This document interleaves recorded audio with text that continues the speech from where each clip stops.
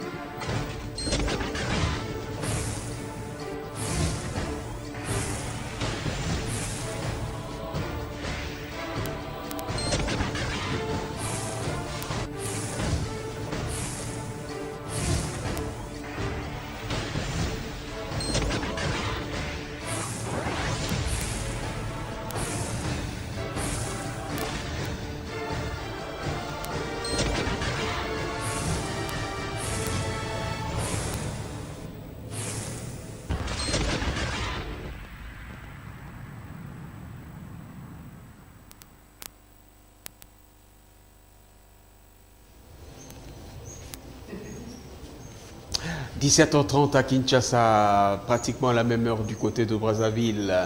Et également, nous disons bonjour et bienvenue à votre programme sur la radio-télévision Puissance. L'émission était annoncée.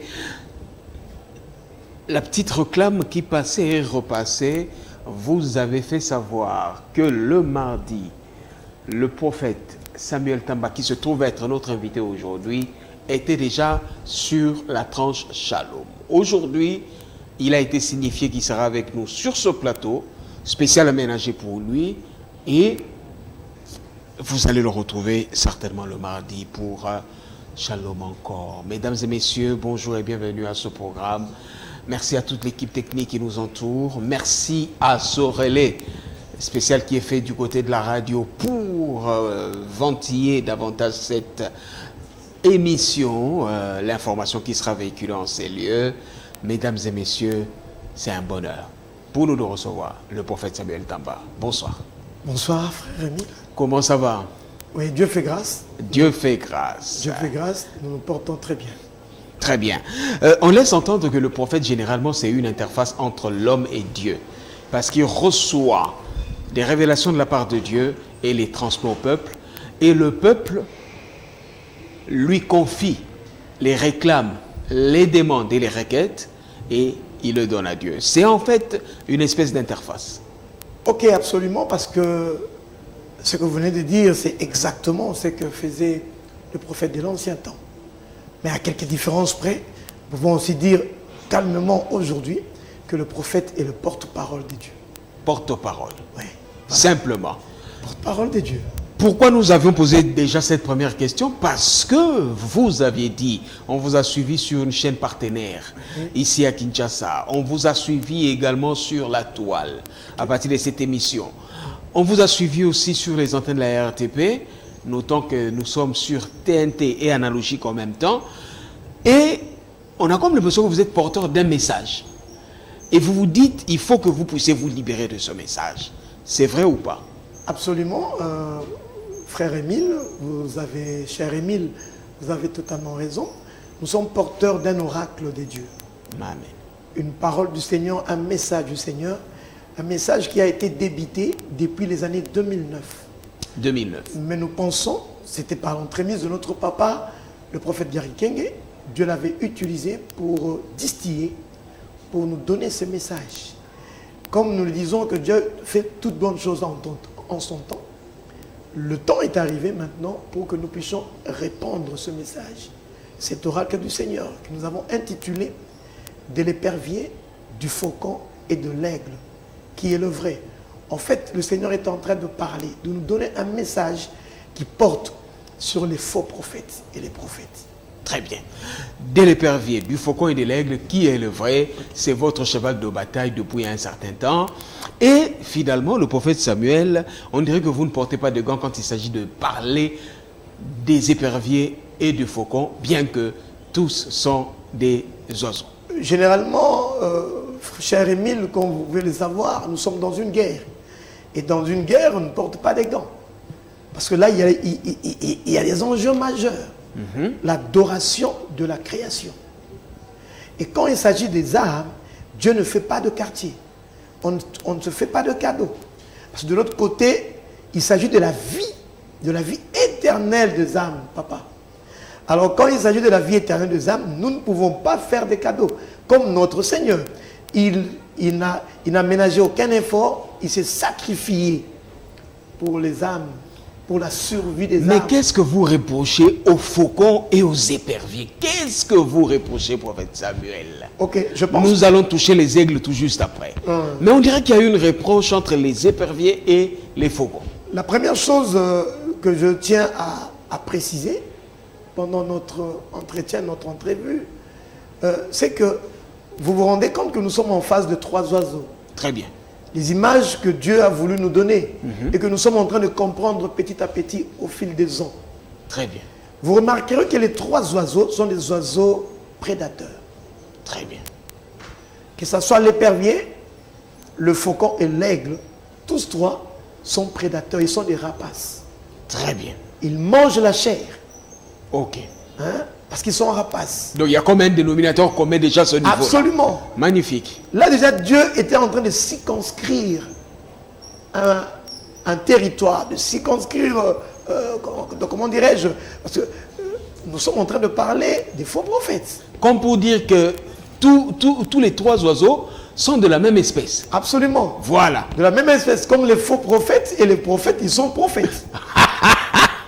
Vous comprenez? Donc, très bien. Ouais, donc Dieu était en train déjà de donner un message aux esprits sensibles, aux esprits intelligents, aux esprits sages, de comprendre que je n'ai pas choisi l'épervier, la poule et le serpent, mais j'ai choisi l'épervier, le faucon et l'aigle, parce que je veux parler d'une réalité qui se passe au sein d'une famille. Et quand je serai en train d'expliquer chaque oiseau, nous comprendrons.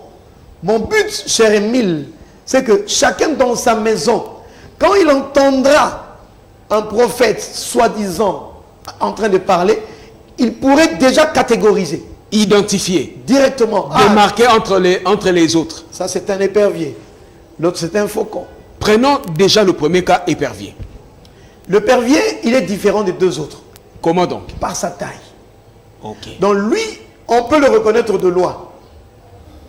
Oui, quand vous mettez un épervier, un faucon et un aigle, déjà nous comment dirais-je, nous voyons déjà de manière claire, sans effort, que lui, c'est un épervier. Parce qu'il est petit par rapport au faucon, par rapport à l'aigle. Et à part sa taille, il y a la manière dont il attrape les proies, sa proie. Comment? Lui, il attrape sa proie par surprise. Il ne vient pas, il se cache. Image de faux prophète. Facilement détectable. À partir de sa taille? À partir de sa taille, à partir de la manière même dont il s'avance pour capturer la proie. Déjà, on sait l'identifier. L'épervier, facilement détectable. Par exemple, ceux-là qui s'écartent carrément de la parole de Dieu. Ceux-là qui viennent nous prêcher, des pasteurs qui viennent nous prêcher, non, avoir 10 femmes, 9 femmes, ce n'est pas un problème. Déjà, nous le catégorisons. C'est un épervier, facilement détectable. Mais ils appuient ça sur des versets bibliques, prophète Samuel. Ok, on va en arriver. Très bien. Par exemple, il y a un prophète, il y a quelques années, je voyais à la télévision, descendre dans les maisons à Selema ou à Bumbu. Exactement. Faire sortir des gris-gris. Paix à son âme. Ok. Déjà, nous le catégorisons. Épervier. Parce que la Bible dit clairement, on n'a pas à lutter contre la chair et le sang. Et lui, le combat qu'il mène, c'est le combat de la chair. Absolument. Je vois maintenant dans une des chaînes de télévision, de la TNT, un soi-disant prophète qui est en train de prendre des démons, mettre dans des bouteilles des Canadiennes et des Suisses. Il les enferme. Il les enferme. Facilement détectable. Faux prophète. Épervier. Le faucon, par contre, il s'apparente à l'aigle. Par sa taille. Difficilement détectable. Difficilement détectable. Il fait les choses comme l'aigle. Mais la grande chose qu'il ne peut pas faire, c'est qu'il est apprivoisé. C'est pour cela que nous parlons des fauconneries. On peut l'apprivoiser et il est à l'aise. Il n'y a pas de problème, même quand il est apprivoisé. Alors que Différemment de l'aigle qui ne peut être apprivoisé. Exactement. Vous comprenez? L'aigle est difficilement apprivoisable si ça se dit. C'est une race à part. Absolument. Parce que lui, il vit là, dans les cimes des montagnes. Dans les hauteurs. Dans le sommet de montagne. Et quand vous lisez Job chapitre 39, le verset 30 à 33, la Bible dit qu'il apprend déjà à ses petits à boire le sang. Oiseau de la hauteur, en langage spirituel, en jargon spirituel, ils vont dire qu'il aime, il adore la présence de Dieu, les hauteurs.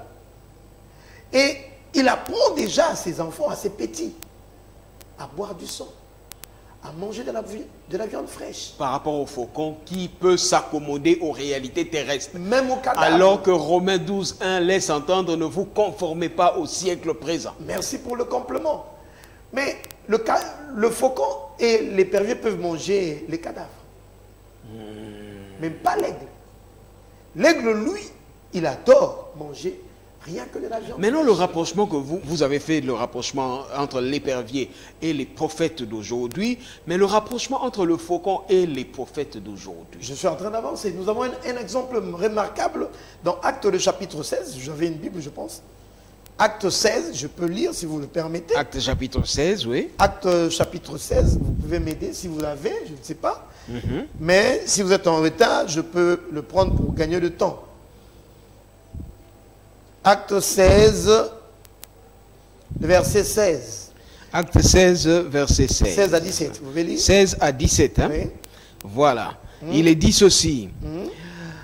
Comme nous allions au lieu de prière, une servante qui avait un esprit de python et qui, en devinant, procurait un grand profit à ses maîtres, vint au-devant de nous et se mit à nous suivre. Paul et nous, elle criait, ces hommes sont les serviteurs du Dieu très haut et ils vous annoncent la voie du salut. Ce qui n'était pas faux, prophète Samuel. Nous avançons le verset 18. Ce qui n'était pas faux. Verset 18. Verset 18. Elle fit cela pendant plusieurs jours. Paul, fatigué, se retourna et dit à l'esprit, je t'ordonne, au nom de Jésus-Christ, de sortir d'elle. Et il sortit à l'heure même. Exact. J'ai dit tantôt, ce n'était pas faux. Absolument. Une prophétie correcte. Hein? Paul était serviteur de Dieu vivant. Et effectivement, ils annonçaient la voie du salut. Comme nous le voyons actuellement.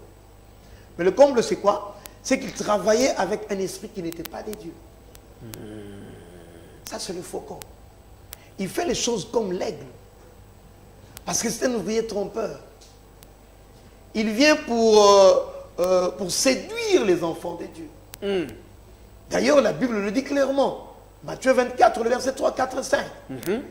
Christ, annonçant le temps de la fin, répondant à une question des disciples, leur avait dit clairement, il faut d'abord que la séduction entre dans le monde. Le préalable. Absolument. Donc ce que nous sommes en train de voir, et quand vous savez que ça ne nous étonne pas outre mesure. Parce que ces choses-là devaient arriver. Sinon la Bible serait fausse. Il faut que les faux prophètes soient sur le terrain. Christ avait déjà su cela, il a prédit. Dès le 1er siècle, quand il parlait déjà à ses disciples. Il leur a dit qu'il faut premièrement que la séduction, il a commencé par la séduction. Mais le rapprochement aujourd'hui, en termes pratiques, comment nous pouvons lire cela? Non. Comme vous avez donné l'exemple tantôt des éperviers, oui. Mais de manière pratique.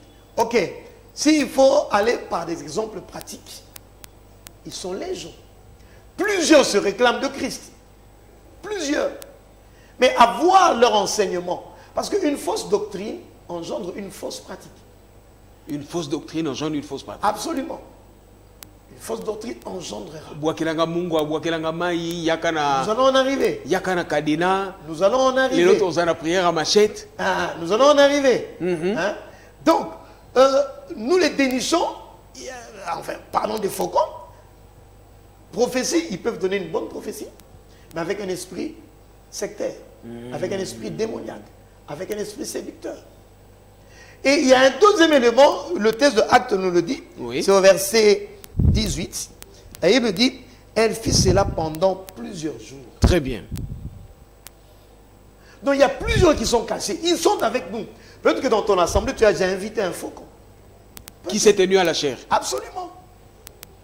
Il parle de choses vraies. Il n'a rien prêché de secteur, mais quand il rentre, hein, c'est le désarroi dans l'église. Parce qu'il est venu avec un autre esprit. Un esprit séducteur, un esprit démoniaque. Elle fit cela pendant plusieurs jours, difficilement détectable. Papa, je te dis qu'il y a un faucon un jour qui a prononcé, bon, ceux qui sont faciles à détecter, ceux qui sont apprivoisés. Hein? Ils changent de discours. Hein?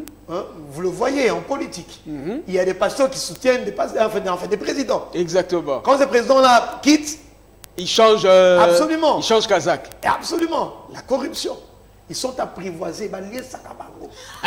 Et le message change. Parce que c'est un message qui ne vient pas de Dieu. Le message de Dieu ne change pas. Souviens-toi de Balaam et de Balak. Pourtant, le prophète reste comme tel. Absolument. Intransigeant et tout ça. Je l'ai dit. Il vit dans la présence de Dieu. Il est porte-parole de Dieu. C'est clair. Mais eux changent selon les temps et les saisons. Absolument. Hein?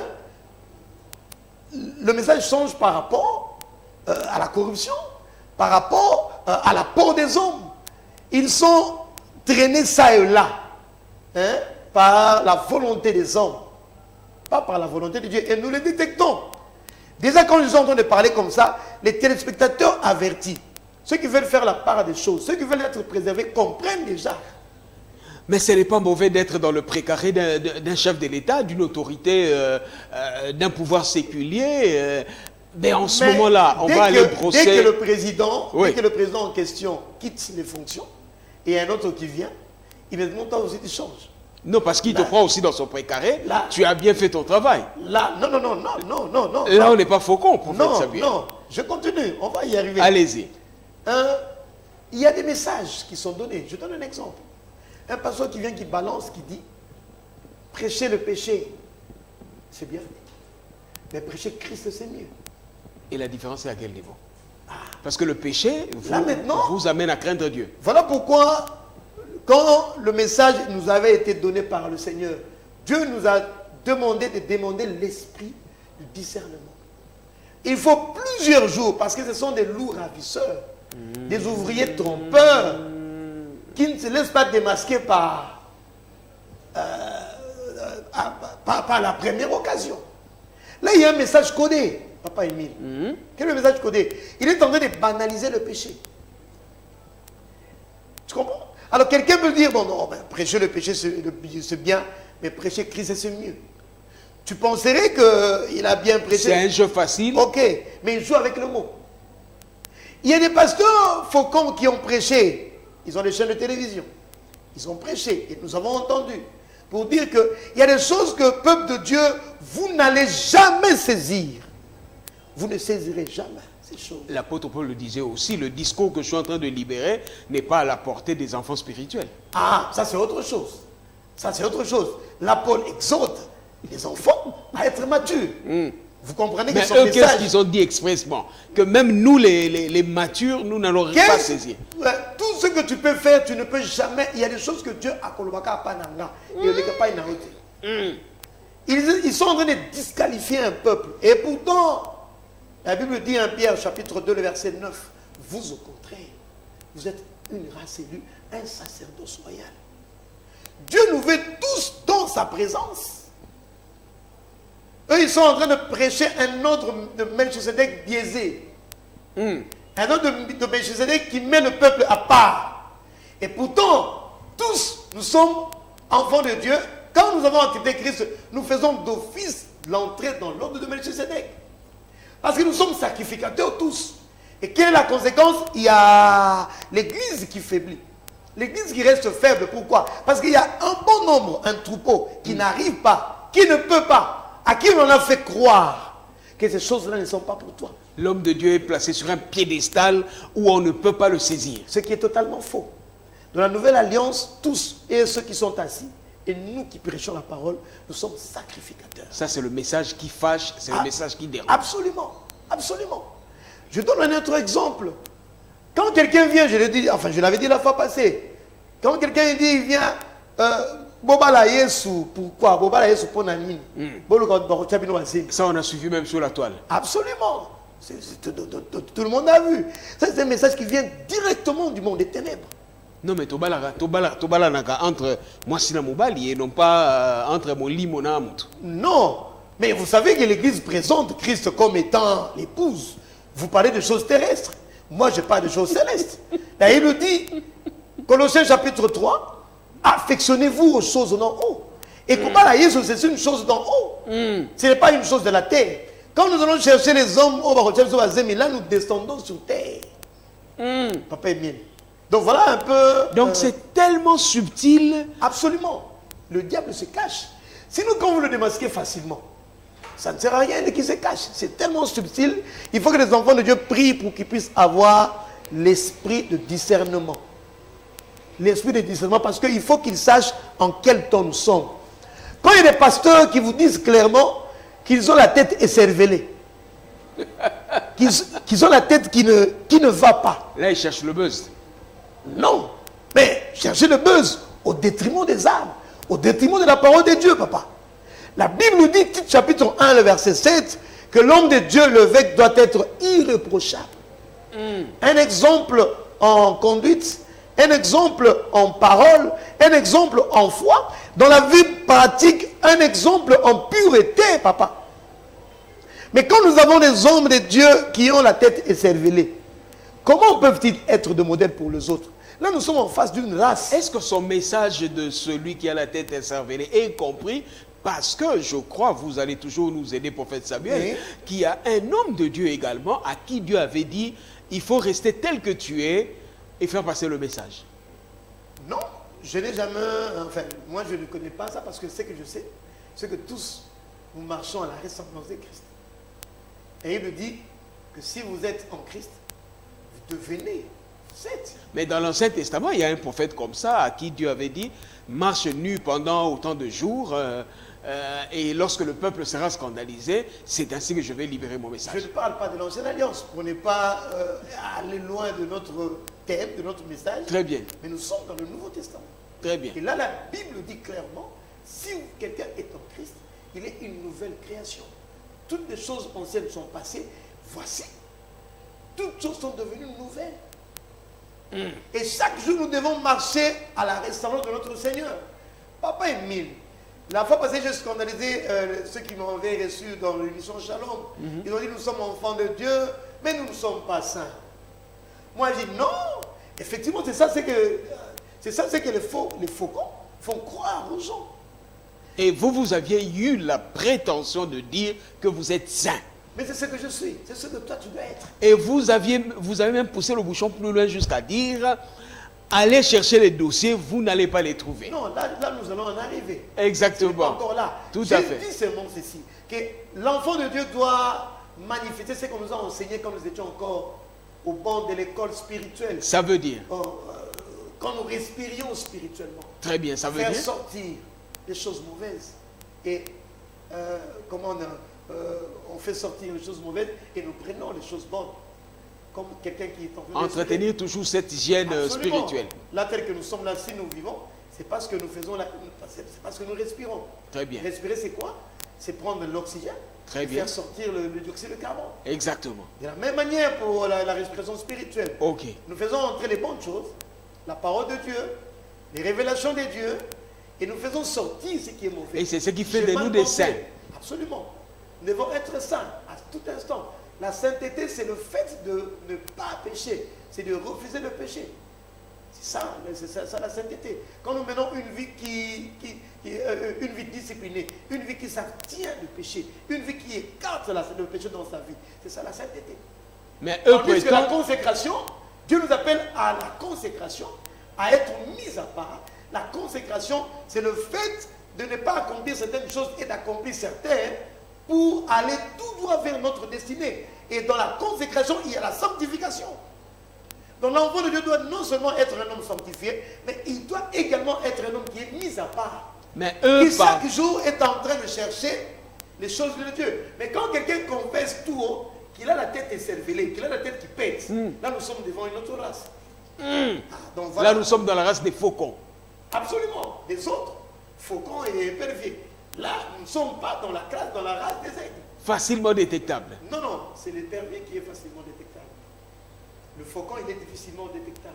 L'exemple, Et facilement, on peut l'apprivoiser. l'exemple, l'exemple pédagogique que je peux donner, c'est dans Actes, le chapitre 16, le verset 16, d'une personne qui était en train de prophétiser Des choses vraies. des choses vraies, mais avec un esprit sectaire, avec un esprit démoniaque.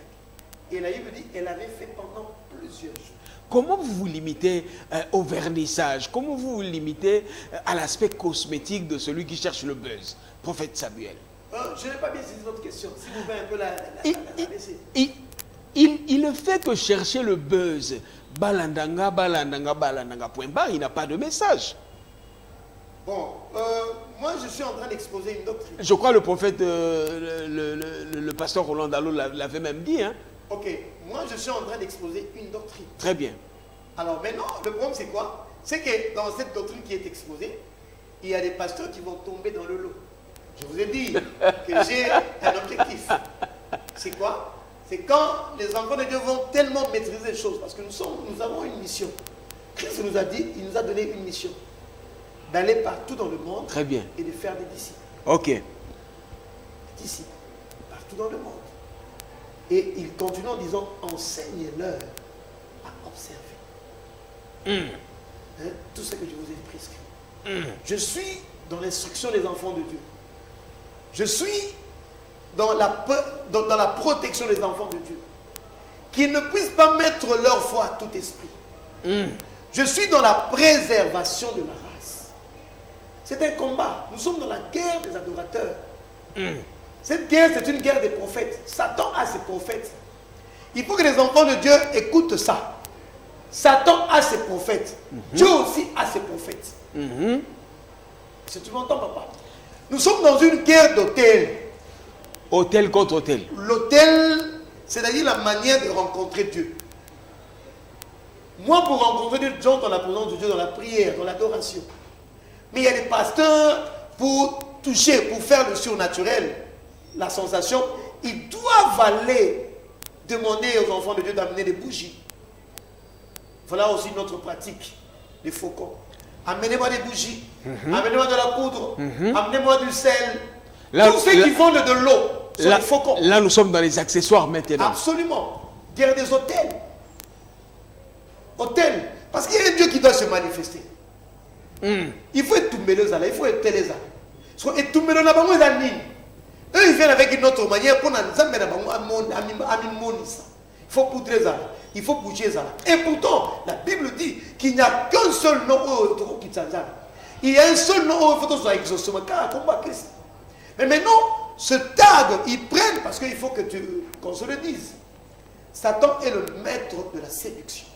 Il est l'imitateur par excellence. Il peut prendre un passage à Billy dans un contexte, mais à bâtir doctrine. Très bien. Les lieux comment maille. Il y a des pasteurs qui font fortune. Ceux qui basent une maille n'a été, tout ma faute n'a été.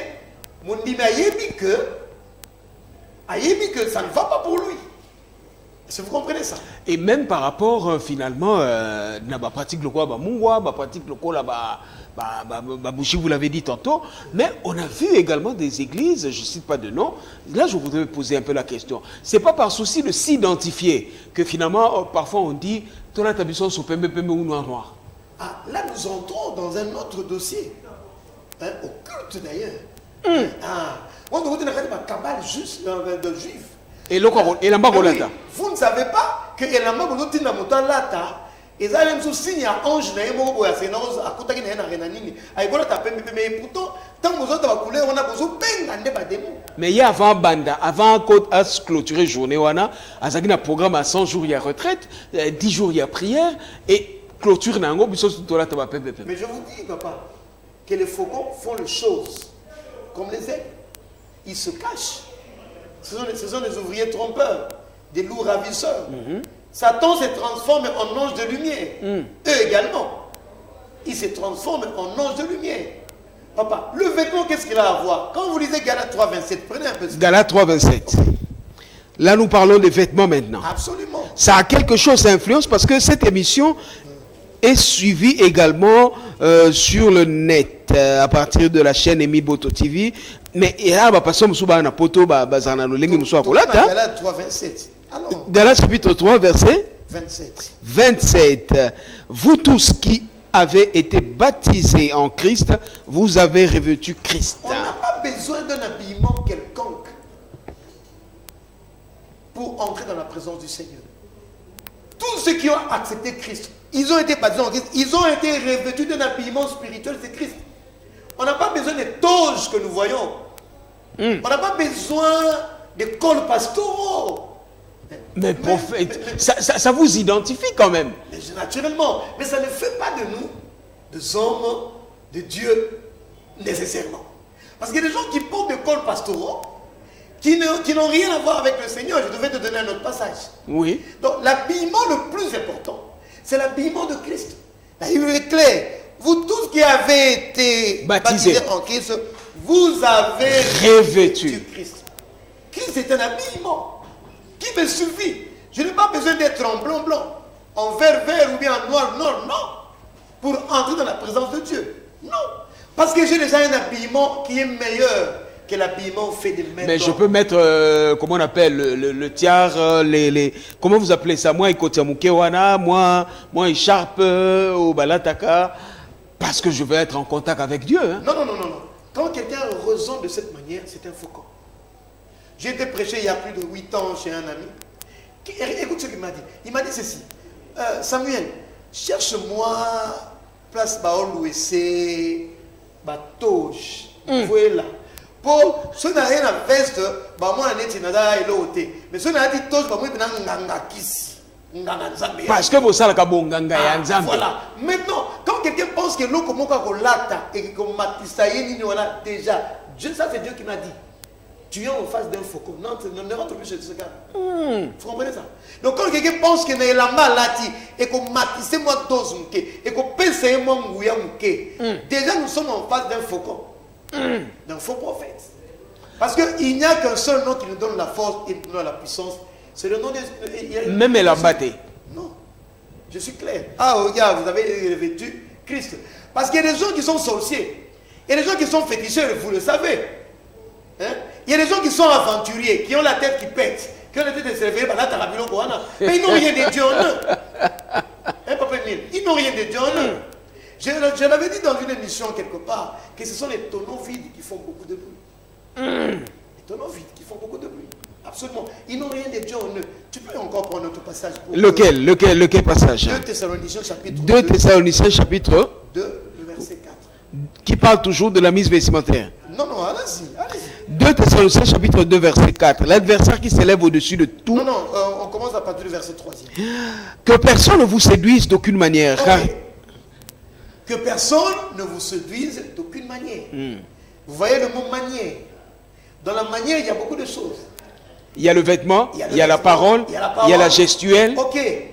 Le gestuel, plusieurs viennent en état de piété. Mais ils ont réuni la force. Au talier, kaka. Et écoute ce que ce passage est dit. Que personne ne vous séduise d'aucune manière. Pour dire quoi? Que les faux prophètes ont plusieurs manières de pouvoir séduire le peuple de Dieu. On peut continuer.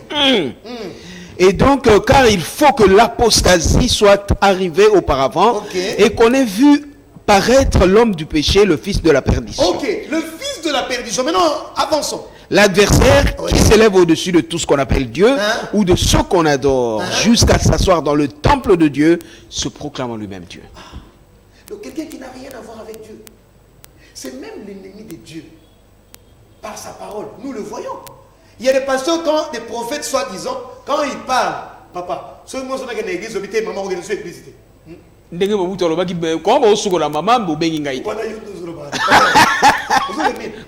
en tout cas, ce qui est pasteur, on a lobby à moi, papa, moi, si maman, on est une église. Il le dit lui-même. Donc, il n'a rien de Dieu en lui. Parce que nous sommes dans une guerre. La guerre, c'est quoi? Mais, écoute-moi, papa. Oui, prophète Samuel. Dans cette guerre-là, moi, en tant que prophète de Dieu, je dois amener les gens à Dieu. Maintenant, quand quelqu'un vient et parle, Badboria sur l'église, ça c'est un prophète de qui? Mais le constat est réel. On a fait que vous suivre dans les différentes émissions. Le constat est réel. Ok. Mais qu'est-ce qui fait que toutes ces personnes, et les éperviers et les faucons, drainent des foules? Ok, simplement, parce que les vrais n'ont pas joué leur rôle. Est-ce que tu comprends pas? Les vrais n'ont pas joué leur rôle. Comment donc? Parce que nous devons être gardiens et porteurs. Gardiens et porteurs de la présence de Dieu. Papa, quand Goliath a fait ses aventures pendant plusieurs jours, il n'y avait personne. Mais il a fallu que quelqu'un qui porte les Qui tendances de ose. Dieu, qui ose. Aujourd'hui, si quelqu'un ose dire à ce faucon, ah, toi, ma brosse, elle a raté. Faucon a initié. Non, va dossier. Au moins, la belle carte. Parce que le gardien peut porter la présence. Il n'est pas dans le dossier. Voilà pourquoi il faut qu'une génération se lève. Une génération qui doit savoir que sa protection, c'est le Seigneur. Là, il me dit, enseigne-leur à observer. Voici, je serai avec vous tout le jour jusqu'à la fin du monde. Dès que je suis en train de prêcher comme ça, je sais que Dieu est avec moi. Mais le diable aussi te lorgne de jour en jour.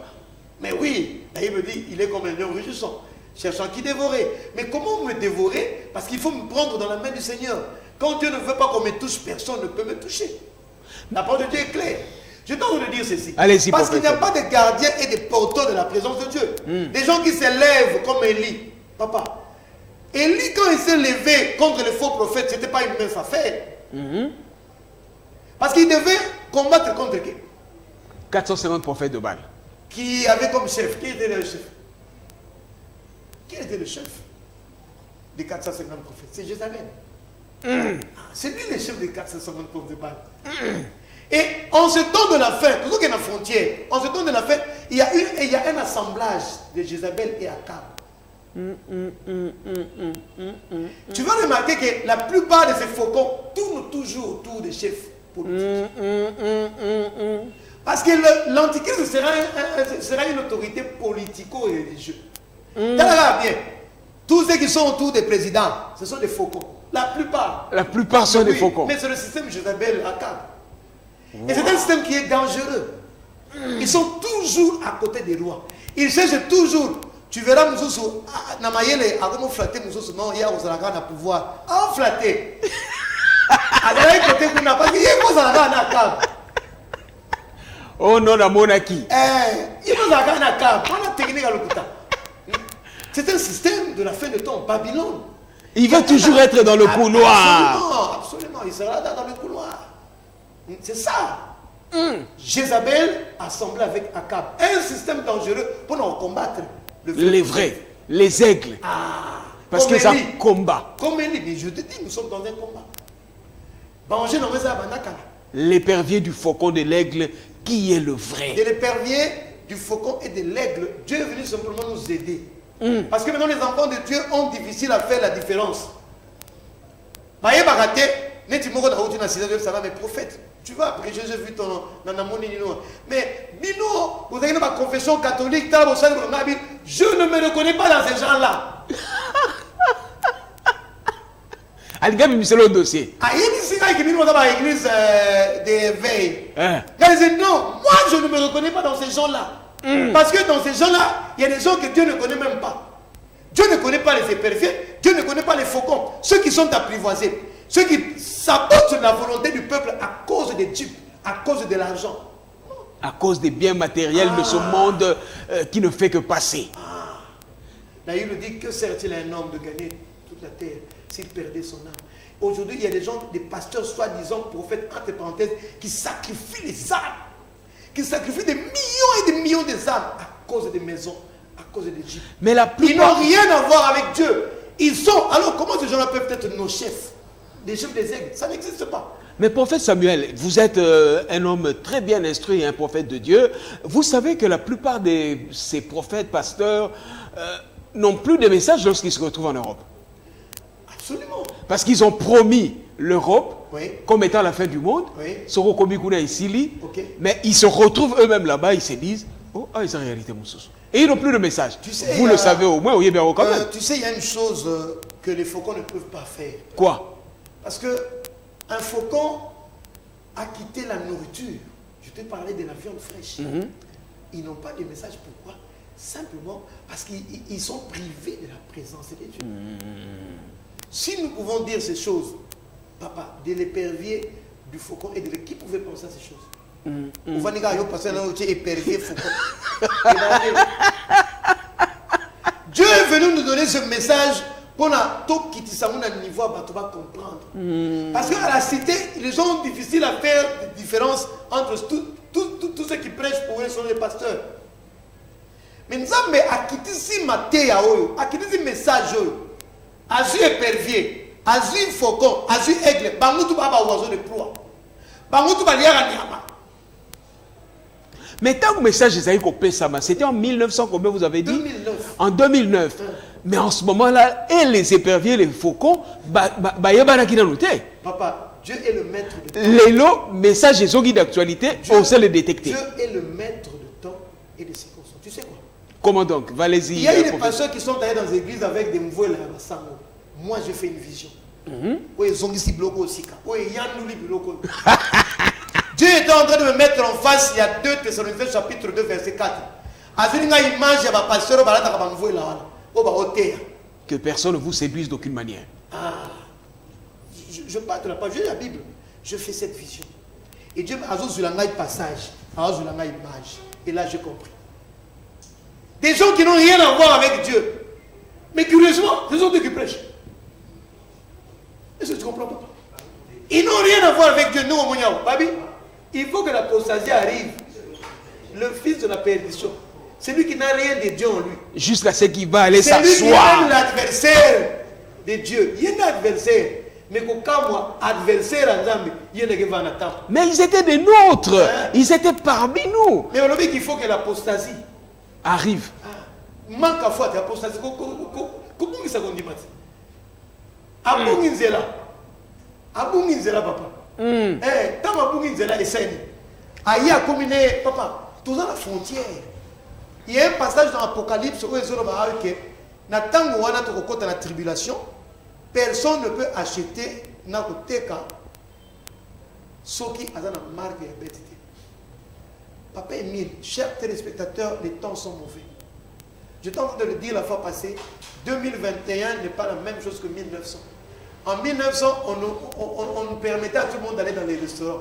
Aujourd'hui, pour entrer dans les restaurants, il faut la carte. Sinon, tu n'entres pas. Aujourd'hui, pour voyager, il faut une carte. Malade ou pas malade, nous sommes à la frontière. Papa, si on est à la frontière à Rwanda, au moins, il va arrêter presque le monde est en train d'aller vers sa fin. Le monde est comme la frontière de la tribulation. Makambo est comme un apocalypse que Moutako tekate to ako sombate, sokaza na marque de la bêtité. To bandi déjà comme mon yango. Aujourd'hui, on n'est plus les mains libres. Pour nous voyager. Autant que nous avons liberté pour nous somba. Et ça même dans le centre, dans le bistrot, dans le supermarché, tu ne peux pas entrer sans que tu aies une carte. Pour dire que les choses ont évolué et que nous sommes à la frontière. Et à cette frontière-là, nous allons commencer à avoir de plus en plus des hommes de Dieu soi-disant avec des vestes. Sur la toile, un pasteur a béni ma pour ceux qui 700 $. Exactement. Papa, 700 $. À cause de qui on peut ça. Parce que toi, tu te dis que tu as de l'argent. Mais au Mélimoutou, c'est ça. Vous avez compris le prophète. Donc aujourd'hui, il faut que papa Emile, ils doivent catégoriser. Quand il voit un pasteur à la télévision, examen. Épervier. Ça c'est un nègre. D'ailleurs, tu peux m'aider. Tu penses que c'est prophète. Est-ce qu'on voit ça dans la bonne non, c'est faux. Oui. Aigle. Je peux te le dire. Sans embâche. Parce que Dieu nous a aidés. Pour dire que non, tout ce que vous voyez en train de prêcher n'est pas bon. Sur la classe Moro, la classe des rapaces, ils sont de la même famille. Mais ils ne sont pas. Tous les prophètes qui prêchent, ils ne sont pas pour Dieu. Il y en a aussi ceux-là qui sont pour Satan. Peuple de Dieu, soyez informés, soyez discernants. Entre parenthèses, si ça se dit, je ne sais pas. Mais je suis emporté par la foulée des paroles. Mais la Bible dit La Bible dit que topesa kondima na biso te na esprit nyonso. Très bien.